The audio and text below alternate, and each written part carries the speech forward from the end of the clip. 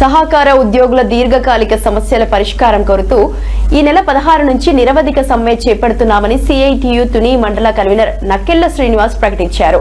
ఈ సందర్భంగా సిఐటియు తుని మండల కన్వీనర్ నక్కెళ్ల శ్రీనివాస్, సహకార ఉద్యోగుల నేతలు వీరభద్రరావు, నాగశివ మాట్లాడుతూ జీవో నెంబర్ 36 ను వెంటనే అమలు చేయాలని, సహకార ఉద్యోగులకు కూడా ప్రభుత్వ ఉద్యోగుల మాదిరిగా రిటైర్మెంట్ వయసును 62 సంవత్సరాలకు పెంచాలని డిమాండ్ చేశారు.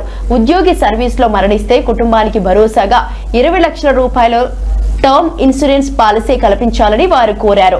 ప్రస్తుతం పనిచేస్తున్న అసిస్టెంట్, ఎగ్జిక్యూటివ్, క్లర్క్స్, కంప్యూటర్ ఆపరేటర్లను సీనియారిటీ ప్రాతిపదికన జిల్లాలో ఖాళీగా ఉన్న సీఈఓ పోస్టుతో భర్తీ చేయాలని కూడా డిమాండ్ చేశారు.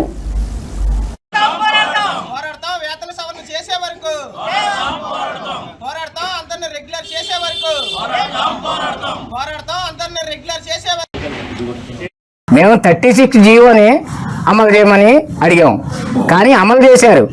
ప్రభుత్వం అమలు చేసింది ఆ జీవోనే వీళ్ళు కాదంటున్నారు.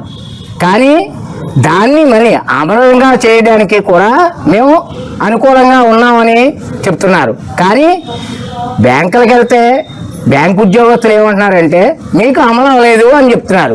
కానీ మాకు కలెక్షన్ రావాలి, కలెక్షన్ చూడాలి అని చెప్తున్నారు. కానీ మేము ఏం చెప్తాం, మా పొట్ట కొట్టడానికి ఆ జీవోని ఇంప్లిమెంటేషన్ చేయాలని మేము అడుగుతున్నాం. కానీ ప్రభుత్వం దాని గురించి స్పందించని. అలాగే 62 సంవత్సరాలు చాలామంది ఇందులో రిటైర్మెంట్ స్టేజీకి వచ్చేసి ఉన్నారు. 62 సంవత్సరాలు చేసినాడు. కానీ ఇతర గ్రామాల్లో ఇతర ఉద్యోగస్తులకు కూడా 62 సంవత్సరాల కానించి 65 సంవత్సరాలు జీవో విడుదల చేసింది ఈ గవర్నమెంటే. ఇలాంటి గవర్నమెంట్ మాకు 62 సంవత్సరాలు ఇవ్వడానికి నష్టమేంటి? డిమాండ్ల పరిష్కారం చేయాలని చెప్పేసి స్కీమ్ రంగాలతో సహా అన్ని రంగాల్లో కూడా పనిచేసిన వర్కర్లందరూ ఈరోజు సహకార సంఘాల ఉద్యోగులకి బేషరతుగా మద్దతు తెలియజేస్తున్నారు. ప్రభుత్వం కూడా తక్షణమే స్పందించి ఈ సమస్యను పరిష్కారం చేయాలని చెప్పేసి ప్రభుత్వానికి విజ్ఞప్తి చేస్తూ ఉన్నాం. అలాగే ఇప్పుడు చూసుకున్నట్టంటే ప్రధానమైన డిమాండ్లు వ్యవసాయ సహకార సంఘాల్లో పనిచేసిన పిఎస్సిఎస్ ఉద్యోగులకి జీవో నెంబర్ 36 ఇంప్లిమెంట్ చేయాలని అడుగుతున్నాం.